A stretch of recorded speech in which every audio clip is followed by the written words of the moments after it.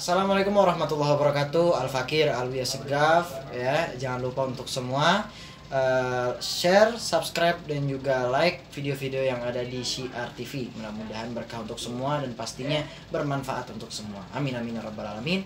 Assalamualaikum warahmatullahi wabarakatuh.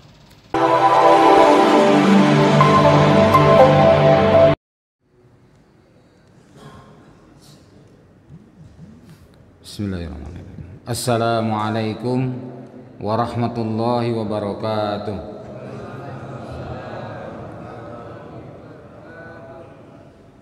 Alhamdulillah allazi arsala rasulahu bil huda wa dinil haqq liyuzhirahu 'alad dini kulli wa kafa billahi syahida.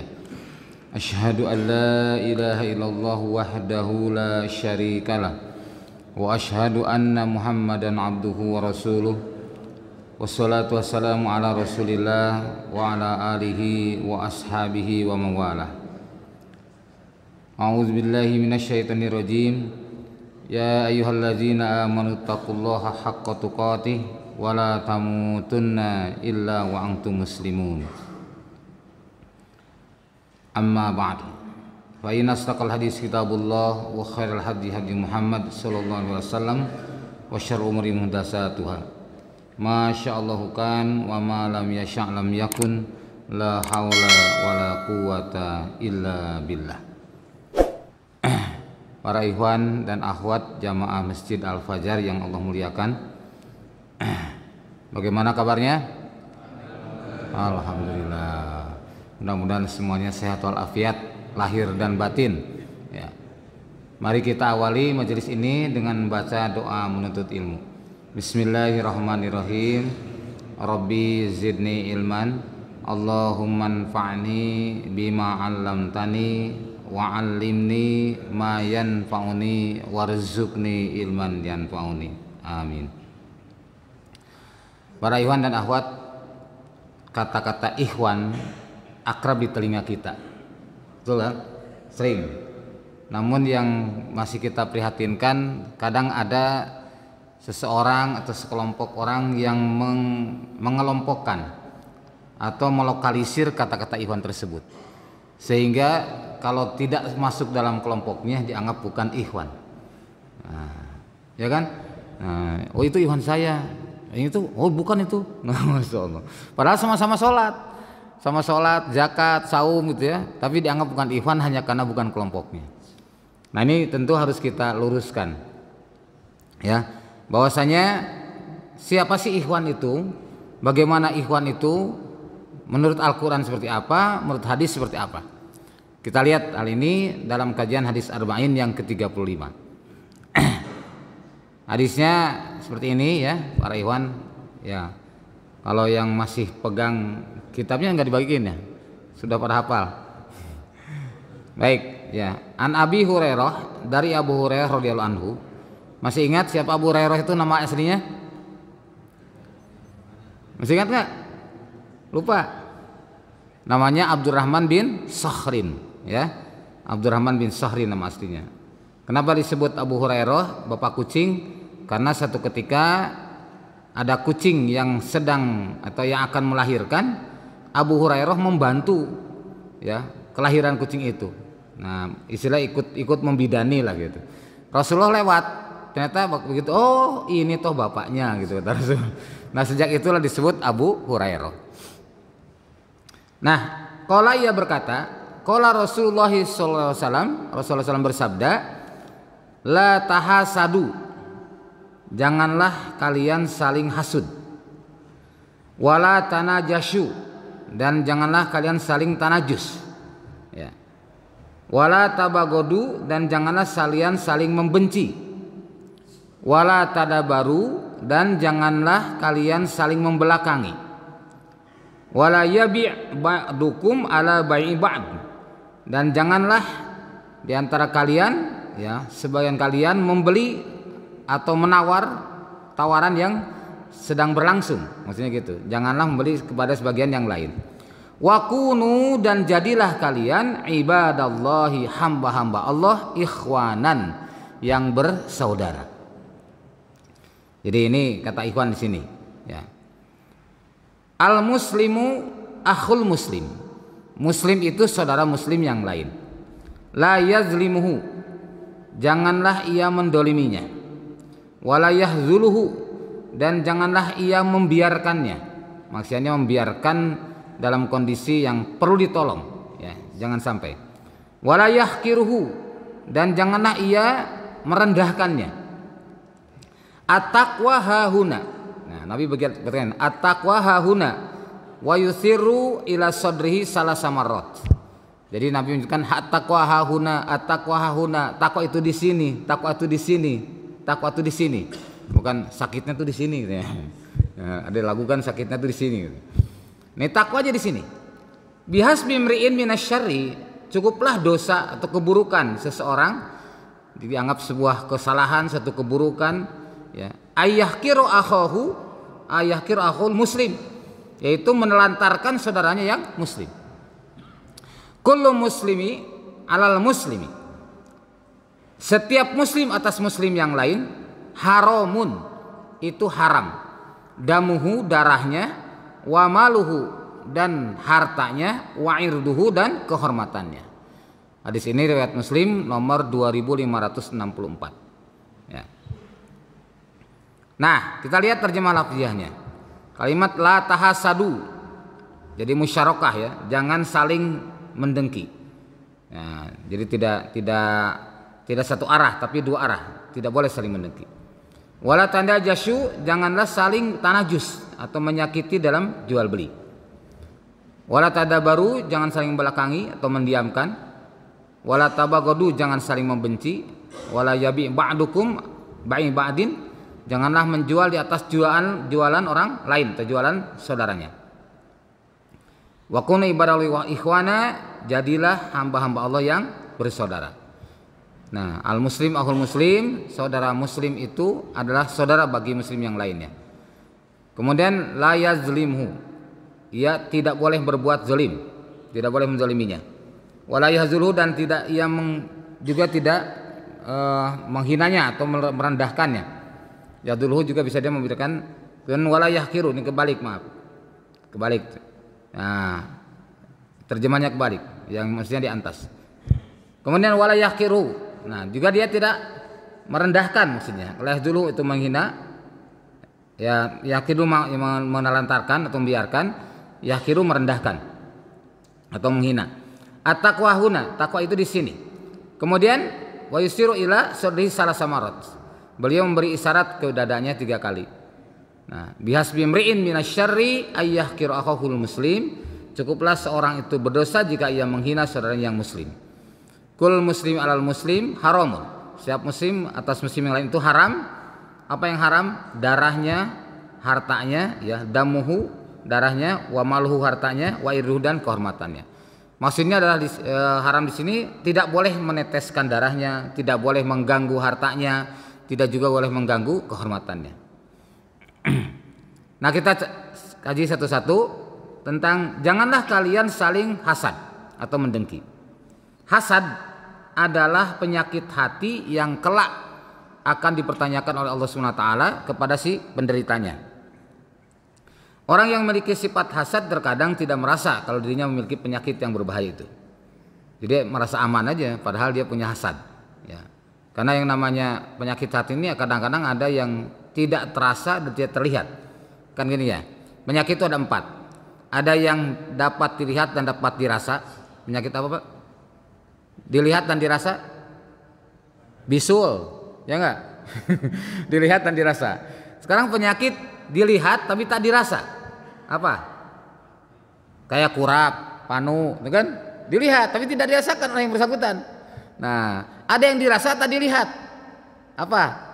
Encok, nah, sakit kepala, kan terasa tapi tak terlihat. Nah, ada yang tak terlihat dan tak terasa.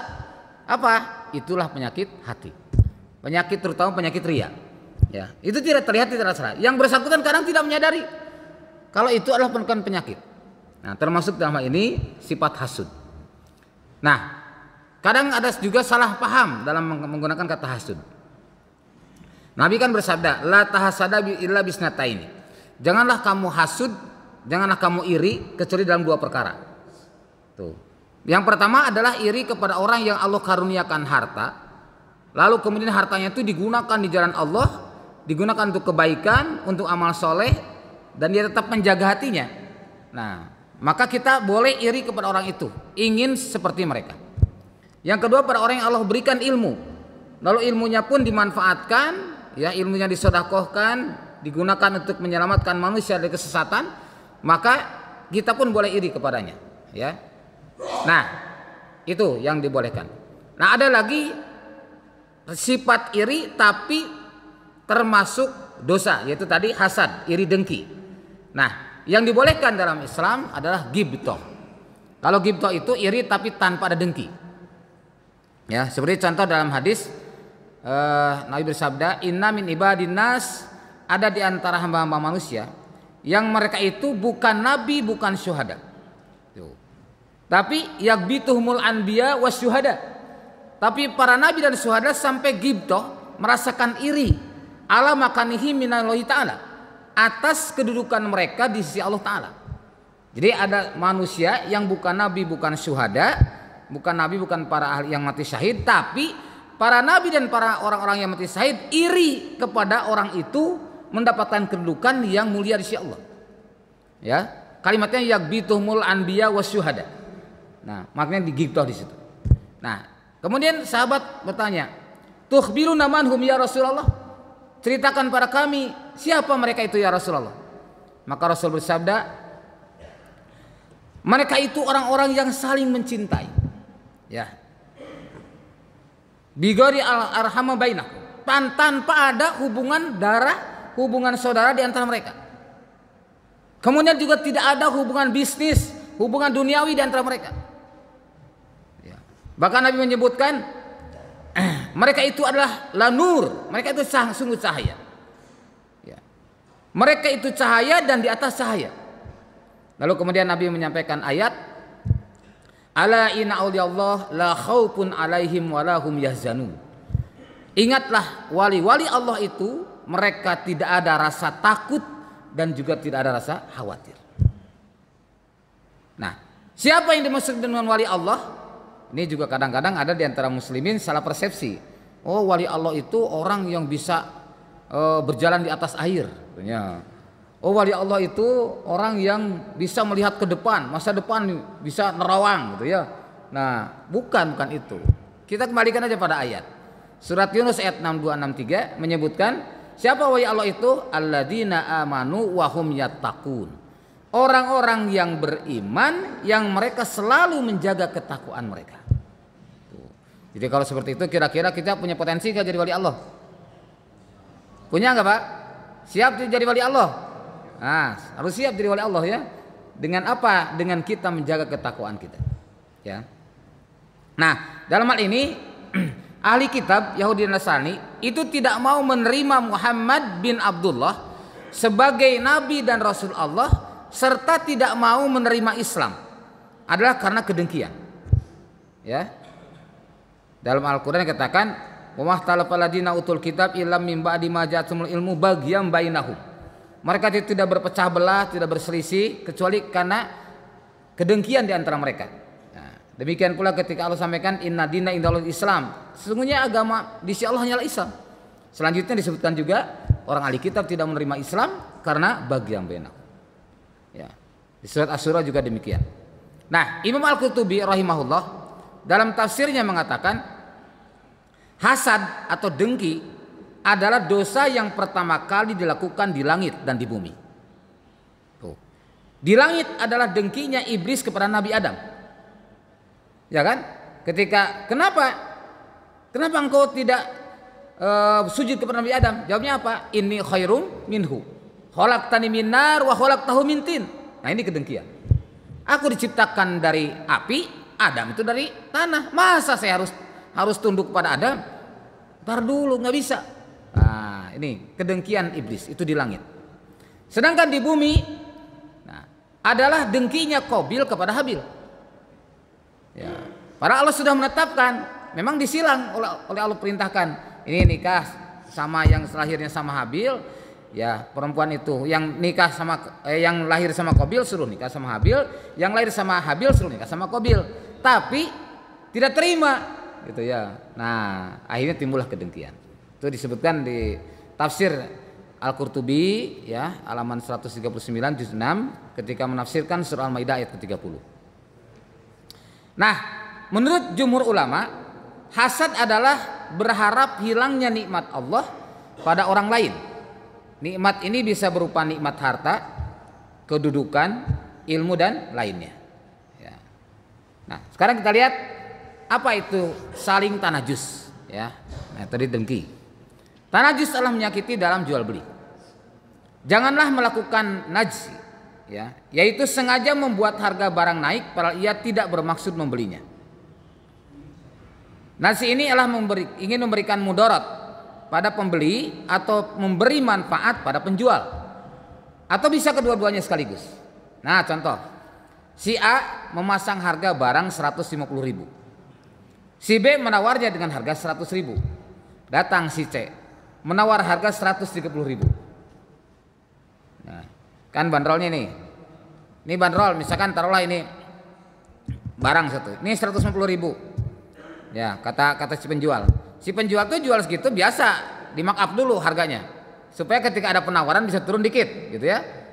Sering gitu kan, dinaikkan. Padahal harganya bukan seperti itu. Nih 150.000. Nah, kemudian si B nawar, udah 100.000 aja dah. Nah, sebenarnya 100.000 itu sudah dapat untung. Tapi mungkin sedikit untungnya. Taruhlah modalnya 90.000 misalkan, dia cuma dapat 10.000. Nah, si C ini kong kaling kong, ya, kerjasama dengan si A, dengan si penjual. Akhirnya pura-pura dia jadi pembeli. Udah 130.000 aja lah saya. Nah, akhirnya kan malu tuh si B mau nawar lebih rendah, gitu ya. Waduh, gimana ya si dia. Akhirnya gimana? Jadilah ceritanya. Nah, udah 120.000 aja. 120.000 jadi. Nah, para si C ini adalah temannya si A. Tidak bermaksud membeli. Hanya rekayasa supaya terjadi transaksi. Pernah terjadi nggak? Ada yang segitu kan? Nah, ini yang dikatakan tanajus. Ya. Kemudian jangan saling membenci. Wala tabagodu. Jangan sampai membuat sebab-sebab benci itu muncul. Jadi kita kalau dengan isyarat jangan saling membenci, kita pun jangan sampai mengundang kebencian. Ya. Kebencian itu muncul ada kalanya ada sebabnya, tapi sebaliknya juga bisa saja dari sebab yang tidak jelas. Tiba-tiba benci aja gitu ya. Nah, masalahnya apa? Nah, seseorang membenci orang lain, suatu kelompok, organisasi atau aliran tertentu tanpa ada sebab atau tanpa didahului oleh komunikasi sebelumnya. Agar kebencian itu beralasan, maka kemudian dicari-cari kesalahan dari orang yang dibencinya itu. Ini hati-hati ya. Kemudian membenci orang yang telah dirasakan merugikan terhadap dirinya adalah wajar, manusiawi, ya, manusiawi. Akan tetapi kebencian ternyata bisa muncul tanpa sebab. Tuh, masya Allah. Seseorang bisa membenci orang lain, kelompoknya atau kelompok orang lain, organisasi yang lain, suku dan aliran atau madhab lain tanpa diketahui sebabnya terlebih dahulu.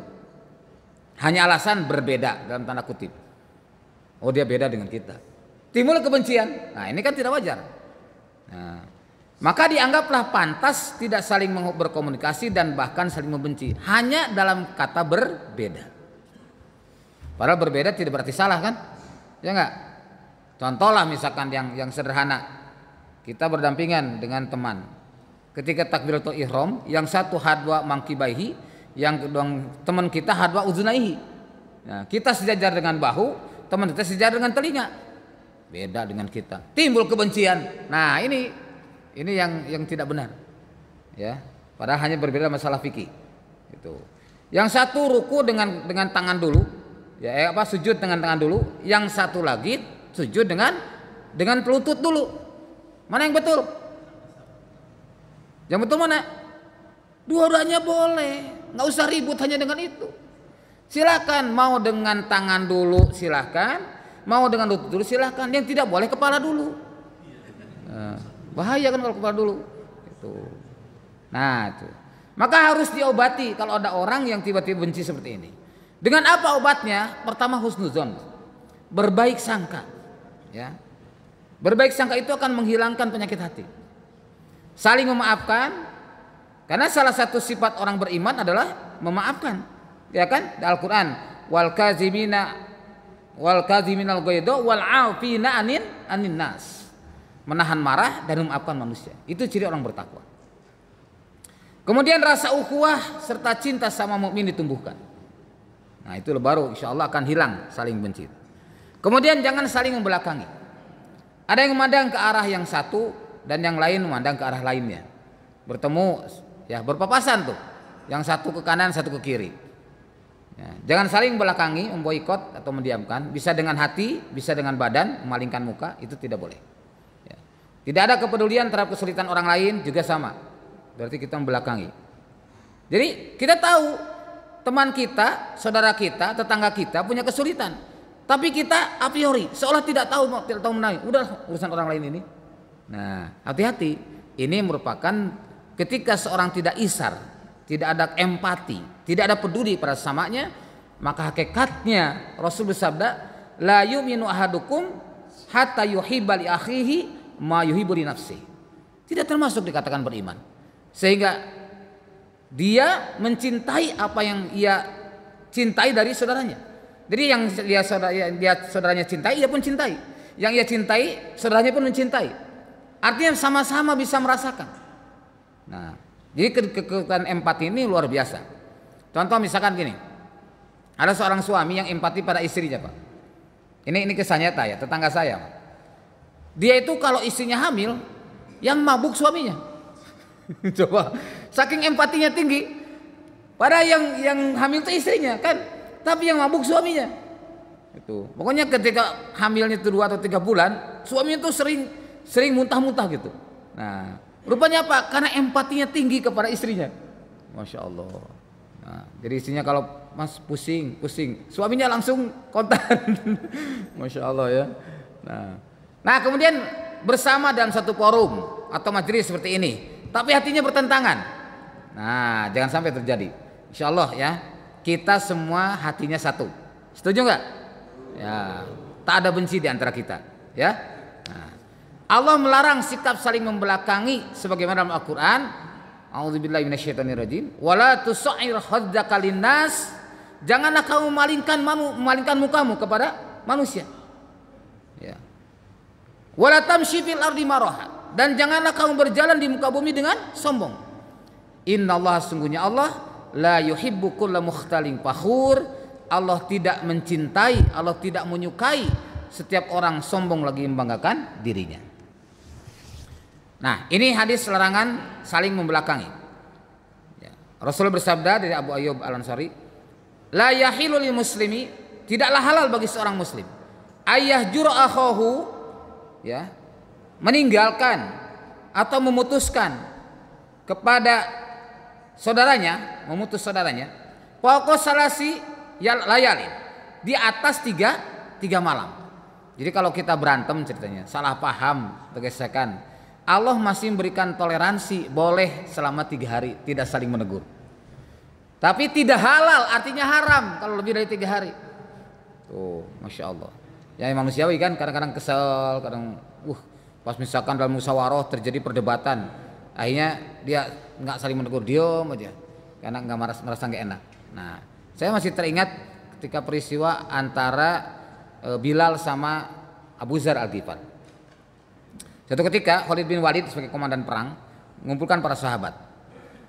Bicaralah tentang strategi perang. Yuk kita bicarakan strategi perang yang terbaik seperti apa. Maka muncullah berbagai usul. Ketika Abu Dzar Al-Ghifari usul oleh Bilal, kemudian dikomentari. Ya, begitu usul gini kata Bilal, kayaknya nggak bagus itu, gitu ya. Tersinggung rupanya dia begitu. Akhirnya Abu Dzar marah. Diam anak wanita hitam, katanya. Gitu. Diam anak wanita hitam. Bilal kan orang hitam. Nah, ungkapan itu nggak nyaman kan di Bilal. Akhirnya kata Bilal, aku sampaikan pada Rasulullah. Disampaikan pada Rasulullah. Ya Rasulullah, Abu Dzar Al-Ghifari telah menyebut aku sebagai anak wanita hitam, katanya gitu. Itu di depan umum kan. Jadi merasa direndahkan. Nah, akhirnya Rasulullah SAW kemudian satu ketika berjumpalah dengan Abu Dzar Al-Ghifari. Ya Abu Dzar, aku dengar engkau telah berkata bahwa Bilal itu anak wanita hitam. Benar ya Rasulullah. Nah, ketahuilah wahai Abu Dzar, Bilal itu terompahnya didengar di surga. Coba, Masya Allah. Bahasa itu ditangkap oleh Abu Dzar. Wah, ini satu teguran, ya. Jangan pernah menghina orang lain. Seperti Bilal bin Rabah, seorang anak wanita hitam, tetapi terompahnya sudah di surga. Kamu belum apa-apa, gitu istilahnya ya. Nah, sadar dengan itu, langsung ya kemudian mencari Bilal. Dicarinya Bilal, mana Bilal? Ternyata ketahuan Bilal sedang di jalan, langsung dicegat Bilal tuh. Begitu Bilal sedang jalan nih, Bilal sedang jalan. Tiba-tiba Abu Dzar langsung di depannya. Kemudian dia meletakkan pipi yang satu ke tanah, pipi yang lain minta diinjak oleh Bilal. Bilal, injaklah pipiku Bilal, injaklah pipiku, engkau lebih mulia daripada aku Bilal. Masya Allah, luar biasa. Coba, ini cara mereka minta maaf seperti itu. Pernah nggak kita lakukan demikian? Pernah, di antara kita ada yang seperti itu. Ini saking minta maafnya. Tapi kemudian Bilal bin Rabah lalu kemudian duduk, dipeluklah Abu Dzar Al-Ghifari, diangkat pundaknya, dipeluklah. Sudahlah saudaraku, urusannya sudah selesai. Masya Allah. Itulah saling memaafkan di antara saudaranya. Nah, di sini Rasulullah sabda, jadi tidak boleh, tidak halal kita meninggalkan, memutuskan persaudaraan atau benci atau karena kesal gitu ya kepada saudara kita lebih dari 3 hari. Ya taqiyan, dua-duanya bertemu, ya. Fayasudu hada, wa yasudu hada. Ya. Yang satu berpaling, Masya Allah. Wa khairuhuma, yang paling baik di antara keduanya siapa? Alladzi yabda'u bis salam. Orang yang paling dahulu mengucapkan salam. Ya, Masya Allah. Jadi apabila di antara kita pernah terjadi, ya, saya yakinlah di antara kita mungkin pernah terjadi ya, seumur hidup kita mungkin sekali atau 2 kali, bahkan ada juga yang sering bersengketa. Tapi ingat, hendaklah menyampaikan permohonan maaf, dan siapa yang paling baik itulah orang yang paling dahulu mengucapkan salam. Nah, yang kelima tadi, janganlah menjual di atas jualan saudaranya. Misalnya ada yang membeli satu barang pada penjual pertama dengan harga 100.000. Lalu ada penjual kedua yang datang dan menawarkan lagi. Saya bisa beri dengan barang yang sama hanya 70.000. Ini namanya menjual di atas jualan saudaranya. Nah, ini tidak boleh ya. Jadi kalau kita termasuk juga dalam hal ini masalah pinangan atau khitbah. Tidak boleh kita menghitbah seorang gadis atau seorang janda yang dia sedang dalam pinangan orang lain, ya, kecuali atas izinnya atau kecuali sudah dibatalkan oleh yang bersangkutan. Nah, jadi bisa juga saat pembeli pertama menawar harga barang 200.000, tiba-tiba pembeli kedua datang menawar dengan harga lebih tinggi agar transaksi beralih kepadanya. Udah sama saya aja 250.000. Nah, itu tidak boleh juga, karena akan menjadi menyakiti, ya, tersinggung, mentang-mentang punya duit loh. Nah, kan gitu. Nah, tersinggung. Ini tidak boleh. Kemudian, wa kunu ibadallahi ikhwana, jadilah hamba Allah yang bersaudara. Nah, kata ikhwan, para ikhwan, dalam surah Ali Imran disebutkan demikian. A'udzubillahi minasyaitonirrajim. Udah banyak yang hafal ya ayat ini. Wa tasimu bihablillahi jami'a. Berpegang teguhlah kamu kepada tali Allah jami'an seraya berjamaah. Di terjemah-terjemah yang beredar itu jarang sekali jami'an yang diterjemahkan. Kecuali 1 atau 2 saja penterjemah yang saya pernah baca. Sebagian besar penterjemah Quran tidak menerjemahkan kalimat jami'annya. Ini di sini ada Syekhuna pada paham ilmu alat ya. Jami'an itu sebagai hal daripada tasimu billah. Berpegang teguh kamu kepada jami'an seraya berjamaah. Wala tafarraqu, ini qarinah lafziyah. Jangan kamu berpecah belah. Seperti duduklah jangan kamu berdiri, begitu. Ya, itu namanya qarinah lafziyah. Wala tafarraqu. Nah, wala tafarraqu ini dalam tafsir Ibnu Katsir juz 1 halaman 392. Disebutkan wala tafarraqu ay amarahum bil jamaah wa nahahum anit tafarruq. Allah merintahkan pada mereka hidup berjamaah dan dilarang berpecah belah. Dan Allah melarang mereka berpecah belah.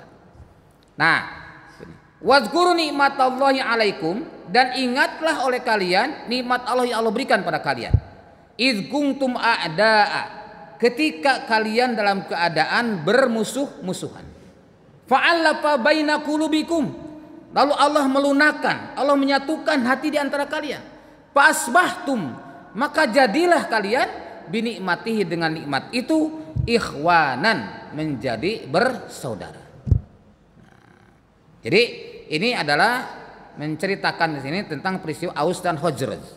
Aus dan Khazraj ini dua suku terbesar di Madinah, ya, selain Yahudi. Kalau Yahudi juga besar. Ada Bani Nazir, Bani Qainuqa, Bani Quraidah, Bani Ghatafan, itu besar Yahudi. Tapi yang di sini dua suku selain Yahudi itu adalah Bani Aus dan Khazraj. Dua-duanya saling berperang. Padahal dulu menurut riwayat dua-duanya adalah merupakan saudara. Tapi karena urusan-urusan biasa, urusan duniawi, terjadi gesekan sampai 120 tahun bermusuhan. Kita bisa bayangkan berapa turunan itu 120 tahun. Ya, Masya Allah. Tidak ada satu agama pun yang bisa melerai mereka. Tidak ada satu agama pun, satu ajaran pun yang bisa mempersatukan mereka. Tapi dengan Islam mereka bisa bersatu dalam Islam. Satu ketika kemudian Aus dan Khazraj ini sedang bercengkrama, sedang ngobrol, ya, ngalor ngidul lah, biasa ngobrol. Tiba-tiba datanglah orang Yahudi. Yang orang Yahudi ini adalah suruhan dari Sas bin Qais. Sas bin Qais ini salah seorang tokoh Yahudi yang memang dia ahli untuk memprovokasi. Kemudian memanggil seorang pemuda, kamu masuk ya ke sana, ikut nimrung, ingatkan permusuhan mereka di perang Bu'ats. Perang Bu'ats itu perang yang terakhir dilakukan oleh Aus dan Khazraj yang paling besar memakan korban. Nah, ingatkan oleh kalian, panasi mereka, ingatkan kembali permusuhan mereka. Itu aja pesannya. Wah, siaplah kadernya, ini kader Sas bin Qais itu maju. Nah, betul Pak. Mungkin timbul pertanyaan, kok bisa orang Yahudi ngumpul sama Muslim? Bisa, karena ada terikat perjanjian. Ya, ini ya, karena terikat perjanjian bahwa orang Yahudi dan Muslim berada dalam satu kawasan di Madinah waktu itu tidak saling mengganggu, ya, tidak saling memerangi. Nah, itu dengan Madinatul Munawwarah. Nah, kemudian begitu utusan Sas bin Qais ini mengembuskan kembali masa-masa permusuhannya, rupanya terpancing juga. Setan masuk, ya, manas-manasin dia. Akhirnya, lo kan dulu salah kamu lupa katanya, dulu kan saudara-saudara kamu dibunuh sama dia, kamu lupa juga ya, banyak saudaramu yang jadi korban sama dia. Oh, terus panas-panasin gitu, diadu domba. Akhirnya dua-duanya menghunus pedang, hampir terjadi pembunuhan, hampir terjadi perang kembali. Coba, Masya Allah. Berita ini sampai pada Rasulullah SAW, dan Rasul segera datang melerai mereka. Akhirnya selamatlah dari perpecahan. Nah, inilah sifat dan sikap mereka sampai hari ini akan terus seperti itu, mengadu domba kaum muslimin dan mereka mengambil keuntungan. Karena ketika sebelum itu perang Bu'ats itu, di mana Bani Quraidah, Bani Qainuqa dan Bani Nazir itu dibagi dua. Jadi Bani Nazir dan Bani Qainuqa berpihak kepada Aus, nanti Bani Quraidah berpihak kepada Khazraj. Seolah mereka berperang, ya. Padahal mereka sendiri tidak saling membunuh. Yang ada di Bani Quraidah, yang ada di Aus membunuh Khazraj, yang ada di Khazraj membunuh Aus, begitu. Nah, itu ya. Maka di sini diingatkan oleh Allah setelah disatukan dalam Islam, fasbahtum binikmati ikhwana. Jadilah kamu menjadi bersaudara. Wa kuntum ala syafahu hufratin minan nar. Padahal keadaan kamu asalnya berada di tepi jurang neraka. Kenapa di tepi jurang neraka? Karena membunuh seorang mukmin adalah hukumnya kafir. Kan jelas hadisnya dalam riwayat Muslim. Jadi sibabul muslimin fusukun wa qitaluhu kufrun. Mencelanya seorang muslim pada muslim yang lain sudah fasik, membunuhnya adalah kafir. Ya. Maka di sini, fa anqazakum minha, maka Allah menyelamatkan daripadanya. Kadzalika, seperti itulah yubayyinullahu, Allah menjelaskan lakum bagi kalian ayati, ayat-ayatnya la'alakum tahtadun, agar kalian mendapatkan petunjuk. Nah, ini kata ikhwan dalam surah Ali Imran 103. Kemudian di surah At-Taubah 11 disebutkan fa in tabu, maka apabila mereka bertobat, wa aqamus shalah, dan mendirikan salat, wa atawuz zakah, dan menunaikan zakat, fa ikhwanukum fiddin, maka itulah ikhwan kalian dalam Islam. Jadi ikhwan itu standarnya 3 di sini, yaitu tobat, salat, dan zakat. Ya.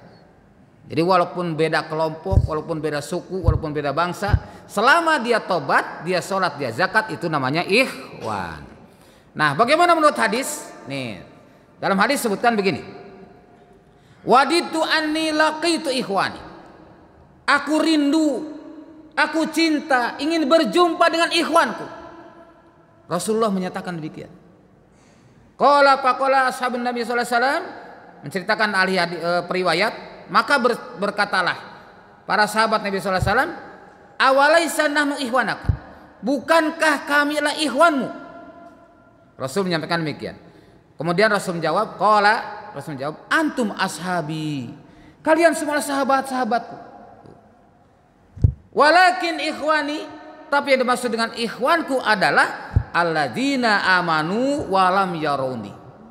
Ya, alladzina amanu bi, mereka adalah orang-orang yang beriman kepadaku, padahal mereka belum pernah berjumpa denganku. Kalau seperti itu, kira-kira kita masuk nggak? Masuk ya, insya Allah. Sejak kapan disebut ikhwan? Berarti sejak generasi siapa? Generasi tabi'in. Dia beriman para nabi tapi tidak berjumpa dengan nabi. Maka itulah sejak zaman tabi'in mereka adalah ikhwan Rasulullah sallallahu alaihi wasallam. Nah, ini hadis riwayat Ahmad. Demikian pula di hadis berikutnya, ini menarik juga ya kalimatnya. Di sini Sultan. Hadasani Abu Jum'ah, ya, telah menceritakan padaku Abu Jum'ah. Qala ia berkata, tagodaina ma Rasulullah sallam, ya. Kami pergi bersama Rasulullah sallam, kemudian wa ma'ana, dan bersama kami Abu Ubaidah bin Al-Jarrah. Abu Ubaidah bin Al-Jarrah ini yang menjadi komandan perang di masa Khalifah Umar, pengganti Khalid bin Walid. Ya. Qala ia berkata, faqala ya Rasulullah, wahai Rasulullah, hal ahadun khairun minna, apakah ada orang yang lebih baik daripada kami? Aslamna ma'aka, kami Islam bersama engkau. Wajahadna ma'aka, kami berjihad bersama engkau. Ya, qala, Nabi menjawab, iya, maksudnya ada yang lebih baik. Naam, kata Nabi. Ya, kaum yakununa, yang mereka berada mimba dari sesudah aku, yu'minuna, mereka beriman bi kepadaku, walam yarauni, padahal mereka belum pernah berjumpa denganku. Masya Allah, luar biasa. Kalau sahabat beriman, wajar katanya kamu berjumpa. Ya, kita tidak ketemu dengan Rasul tapi berimannya seperti sahabat, itu luar biasa. Masya Allah. Kemudian di hadis berikutnya juga disebutkan, ya, inna masalah ummati, sesungguhnya perumpamaan umatku, masalul mator, seperti perumpamaan air hujan. La yudro, tidak diketahui, awaluhu, apakah di awalnya, khairun, yang lebih baik itu, aw akhiruhu, atau di akhirnya. Air hujan turun, Pak, ya, mana yang lebih baik, air di pertama turun atau ketika terakhir? Tidak ada diketahui. Maka Nabi menyebutkan masalul mator, ibarat perumpamaan air hujan. Nah, lanjut. Sekarang janganlah berbuat zalim, la yadzlimu. Nah, udah bunyi. Ya, zalim sudah kita sama pahami, yaitu adalah wad'u syai' fi ghairi mawdihi, meletakkan sesuatu bukan pada tempatnya. Ya. Kemudian zalim adalah meletakkan sesuatu bukan pada tempatnya. Kemudian di sini zalim juga diartikan sebagai perbuatan menggunakan milik orang lain tanpa hak. Contoh, orang yang mampu bayar utang tapi tidak segera membayarnya, maka ia tergolong orang zalim. Ya, sebaik-baik manusia yang paling cepat pembayaran utangnya. Mudah-mudahan para ikhwan muslimin dan muslimat jamaah Masjid Al-Fajar yang punya utang segera lunas utangnya. Kelihatan dari suara aminnya. Nah, dalil-dalil larangan berbuat zalim. Nih. Ya, kita terjemahkan langsung ya, sehingga menurun waktu. Ingatlah, laknat Allah ditimpakan atas orang-orang yang zalim. Surat Hud ayat 18. Kemudian di surat Hud ayat 102, dan begitulah azab Tuhanmu apabila dia mengazab penduduk negeri-negeri yang berbuat zalim, sesungguhnya azab itu adalah sangat pedih lagi keras. Dan kami katakan kepada orang-orang yang zalim, rasakanlah olehmu azab neraka yang dahulunya kamu dustakan itu. Orang-orang yang zalim itu tidak mempunyai teman setia seorang pun, dan tidak pula mempunyai seorang pemberi syafaat yang diterima syafaatnya. Sesungguhnya orang yang zalim, yang aniaya itu tidaklah mendapatkan keberuntungan. Nah, itu di Al-Quran. Nah, di dalam hadis disebutkan bahwasanya Allah Tabaraka wa Ta'ala dalam hadis qudsi ya menyebutkan, ya ibadi wahai hambaku, ini haram tu zulma, sungguhnya aku haramkan kezaliman ala nafsi atas diriku, wa ja'altuhu bainakum muharraman, Ya, maka aku menjadikan hal itu haram di antara kalian. Fala tazolamu, maka janganlah kalian saling mendolimi. Oh ya. Demikian pula dalam hadis riwayat Muslim, ittaquz zulma. Jauhilah atau takutlah terhadap kezaliman. Fa inna zulma zulmatun yaumal qiyamah. Ya, yaitu kegelapan. Zalim itu adalah kegelapan di hari kiamat. Nah, jangan membiarkan tanpa ditolong. Nah, misalnya seorang melihat ada yang zalimi sedang berdebat dengan orang yang menzaliminya. Jika ada yang mendukung orang yang menzalimi tanpa membela orang yang zalim seperti itu namanya menelantarkan, membiarkan, ya. Yang wajib dilakukan adalah menolong orang yang dizalimi tadi. Demikian pula membiarkan orang lain yang butuh pertolongan, misalnya sakit, kecelakaan, kemiskinan dan penderitaan lainnya. Kemudian yang 9, janganlah merendahkan muslim yang lain. Merendahkan orang lain sebagai satu ciri orang sombong, ya. La yadkhulul jannah, tidak akan masuk surga orang yang kibir. Kata Nabi demikian. Ya, sahabat bertanya, "Ya Rasulullah, ma huwal kibru?" Apa itu disebutkan kibir? Kata Nabi, "Al kibru batrul haq wa ghamtunas." Kibir itu adalah menolak kebenaran dan meremehkan manusia. Itu tidak akan masuk surga. Dengan merendahkan orang lain sama saja kamu telah merendahkan diri sendiri. Karena perlu diingat, dirimu belum tentu lebih baik dari orang yang kamu rendahkan. Dalam Al-Hujurat demikian kan? Selain itu, merendahkan orang lain depan umum tidak akan membuatmu semakin kuat. Namun sebaliknya, hal tersebut akan memperlihatkan bahwa dirimu adalah orang yang lemah. Nah, tadi at-taqwa huna, takwa itu dalam hati. Seorang muslim hatinya bertakwa, maka anggota badannya pun juga akan bertakwa kepada Allah. Tapi ini disebutkan dalil bagi orang yang berbuat dosa, kadang yang kan takwa di sini. Nah, orang yang berbuat dosa, ya saya memang berbuat dosa, tapi kan takwanya di sini. Nah, nggak bisa begitu ya. Nah, kita harus jawab pada mereka. Kalau takwa itu ada di sini, di hati maksudnya, tentu anggota badan juga ikut menjadi takwa. Nah, karena Nabi bersabda, ketahuilah bahwa di dalam jasad ada segumpal darah.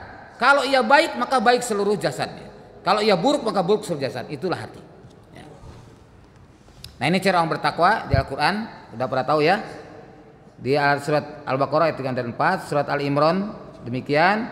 Nah, kemudian inilah buah ketakwaan, ya, diberikan garis pemisah sehingga pandai milah dan milih, diberikan jalan keluar sehingga tidak akrab dengan susah, tidak sering pusing, tidak bertemu bingung, diberikan rezeki yang tidak terduga, dicukupkan kehidupannya, dimudahkan urusannya, dihapuskan keburukannya, diberi pahala yang besar.